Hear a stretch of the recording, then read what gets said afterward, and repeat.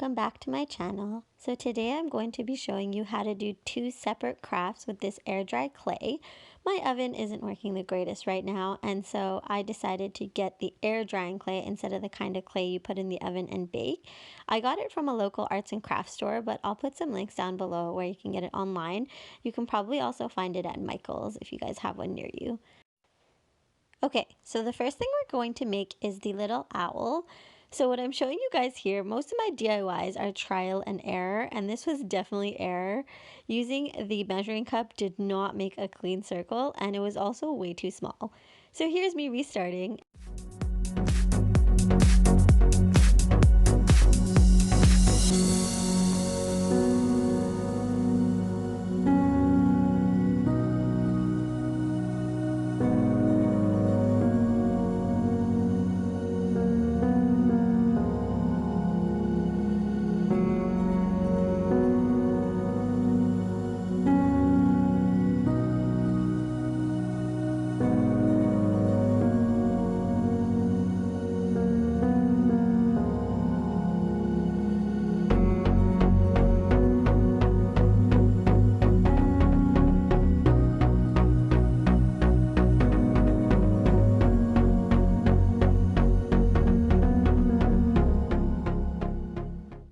So once you have a nice circle, you can kind of soften up the edges, and then you can get your kid to help you with this part.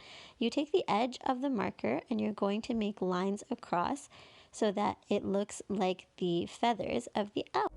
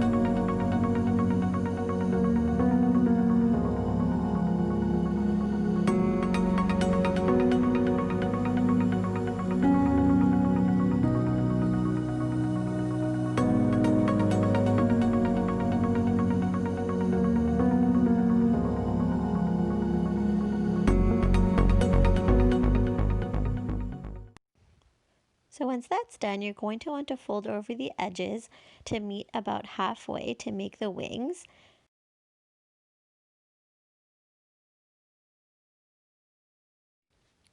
And then you're going to want to take the top and fold it over and kind of mold it a bit to make the little pointy ears and the head in the shape that you want. I felt like it looked a little too flat, my owl, and so I did kind of puff it up. So I'm going to take my fingers and I'm going to put it in the wings a bit to kind of make it a little more round and fluffy. It did end up being a pretty big owl, so I might, in hindsight, have used a smaller circle than the bowl shape, but I still did like how it turned. So then you're going to take the edge of the marker, the opposite side of it, to make the eyes. He made his own eyes, and then I just used a butter knife here to make the little nose.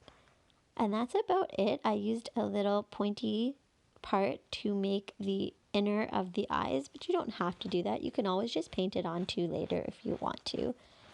And that's about it.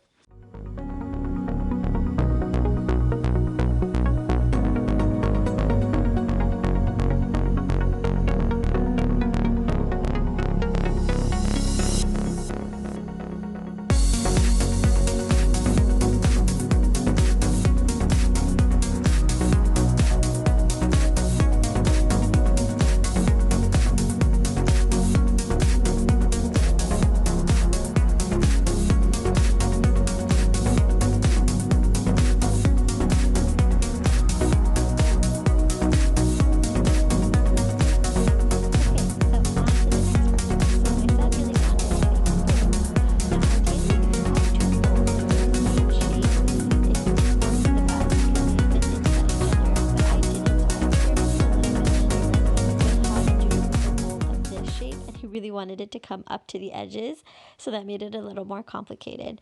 But I did just use these dessert bowls, and I found the best way was to roll out your dough pretty thick, a good layer, and then use the size of the bowl that you're using to cut it out, and it'll make a bowl inside that's obviously going to be smaller than that, but that fits really nicely in there and gives it a really nice shape. And then I just took the back of a butter knife here, one of my kids' ones, and then I made a little zigzag pattern because I thought that would look pretty on it once it dried, and then I can paint that in. You can also use different things like a toothpick or even a stencil or some sort of cookie cutter to make different shapes or designs. He also made his own designs with a butter knife in there, and he was really proud of it. So there's a lot of creativity you can have here. I found it easier to make the design outside of the bowl and then put it inside so that it molds into.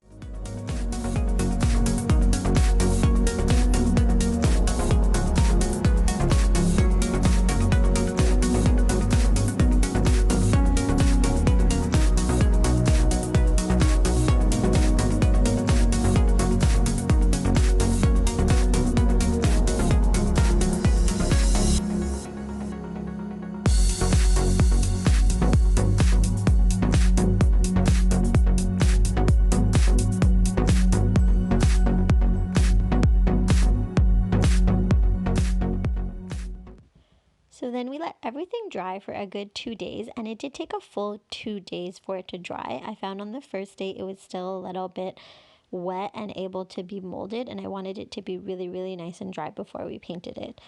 And yeah, so that's about it. The rest is just how we painted it and how we got it to look how it